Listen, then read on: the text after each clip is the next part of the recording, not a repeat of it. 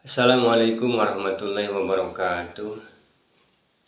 Alhamdulillah wassalatu wassalamu ala rasulillah Sayyidina Muhammad ibn Abdillah wa ala alihi wa sahbihi wa mawala. Amma ba'du. Adik-adik semua kelas 8, insya Allah di pertemuan kali ini Bapak akan menyampaikan materi tentang bagaimana meneladani sifat mulia para Rasul Allah Subhanahu wa Ta'ala. Seperti yang telah dijelaskan sebelumnya bahwa beriman kepada para Rasul itu adalah meyakini bahwasanya Allah Subhanahu wa Ta'ala mengutus para Rasulnya juga, yaitu Rasulullah Muhammad Sallallahu Alaihi Wasallam. Nah, ketika Allah mengutus para Rasul untuk menyampaikan sebuah risalah, tentu harus ada sifat wajib yang melekat dalam diri Rasulullah Sallallahu Alaihi Wasallam itu. Dan ini adalah sebetulnya bukan hanya pada diri Rasulullah, tetapi Rasul-Rasul sebelumnya pun sama, harus memiliki sifat-sifat istimewa, artinya sifat yang wajib pada seorang Rasul. Ada 4 sifat yang wajib dimiliki atau yang harus ada dalam diri para Rasul itu. Yang pertama adalah sifat patona, artinya cerdas. Patona itu artinya cerdas. Mengapa harus cerdas? Karena ketika para Rasul itu adalah cerdas, maka dia akan mampu menghadapi berbagai karakter serta sifat umat pada masa itu. Termasuk kecerdasan Nabi Ibrahim alaihissalam ketika menghadapi umatnya, termasuk juga orang tuanya yang saat itu adalah tidak beriman kepada Allah. Juga kecerdasan seorang Nabi Musa menghadapi Fir'aun dan juga Bani Israel. Termasuk juga kecerdasan Nabi Isa alaihissalam menghadapi kaum Hawariyin begitu. Nah, kemudian sifat yang kedua adalah sifat sidik, artinya sifat jujur. Nah, jujur ini adalah sifat yang wajib harus ada pada diri seorang Rasul, karena kalau tidak jujur mungkin yang disampaikannya itu adalah pesan-pesan mungkin yang tidak benar, akan seperti itu. Maka sifat jujur ini adalah menjadi satu catatan penting bagi seorang Rasul begitu. Kemudian yang ketiga adalah sifat amanah, bahwa Rasul itu harus bisa dipercaya. Ketika Allah misalnya memberikan wahyu, maka itu harus bisa dipercaya bahwa amanat itu adalah harus disampaikan. Karena Rasul itu dapat amanat sebuah risalah, maka risalah itu harus disampaikan, maka itu adalah dapat dipercaya. Kemudian yang keempat adalah tabligh. Tabligh itu menyampaikan. Ketika Allah menurunkan wahyu melalui malaikat Jibril kemudian disampaikan kepada Nabi Muhammad, maka oleh Nabi Muhammad itu atau oleh Rasul-Rasul sebelumnya pun itu harus disampaikan kepada umatnya.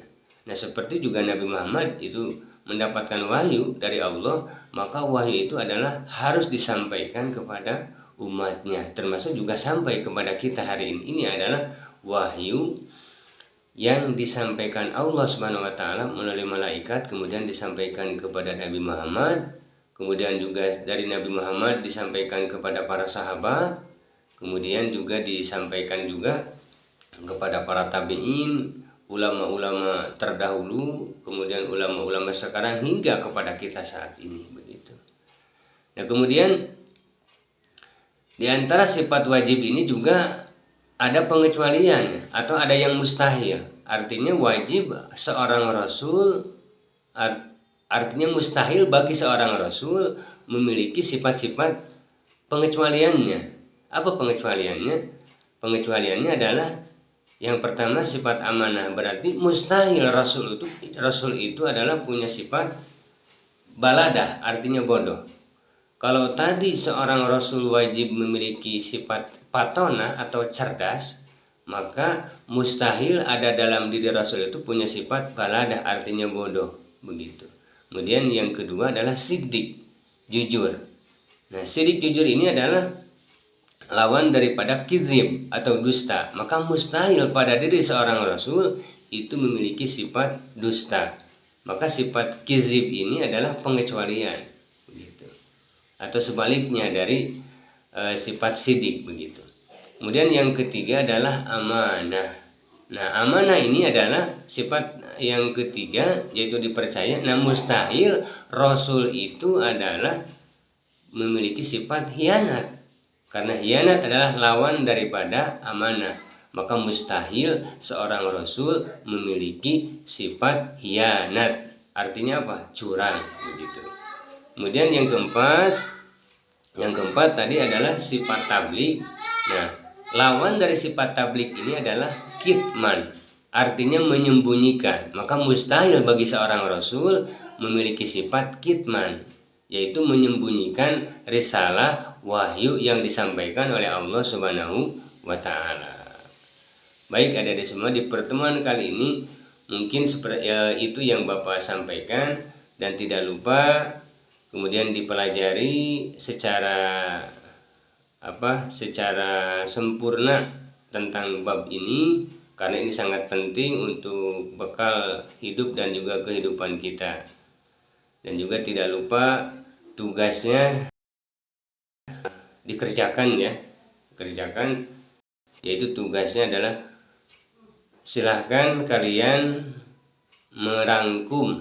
merangkum sifat-sifat Nabi Ulul Azmi, yaitu sifat-sifat Nabi Ulul Azmi, Nabi Musa, Nabi Muhammad, Nabi Ibrahim, kemudian Nabi Isa, dan juga Nabi Nuh, ya, yang disingkat dengan Mimin, yaitu Musa atau Muhammad, Ibrahim, kemudian Musa, Isa, dan juga Nabi Nuh. Silahkan kalian tulis karakter-karakter beliau, kemudian juga mukjizat beliau, apa kehebatan beliau diangkat menjadi seorang rasul ulul azmi itu.